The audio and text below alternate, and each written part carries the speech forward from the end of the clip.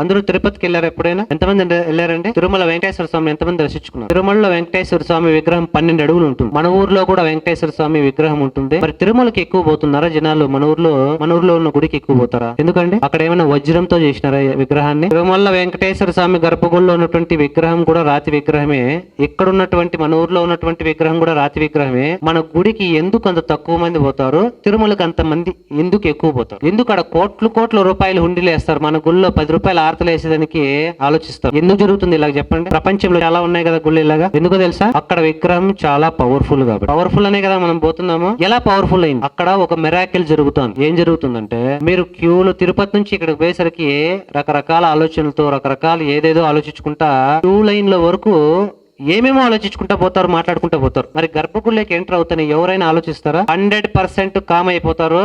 100% ఒక్క సెకండ్ కూడా దేవుణ్ణి చూడడం మిస్ అవ్వకూడదన్న ఉద్దేశంతో పరమ ఏకాగ్రతతో నువ్వు విగ్రహాన్ని చూస్తావు. నువ్వు ఏకాగ్రతతో దేన్ని చూసినా అది శక్తివంతం అయిపోతుంది.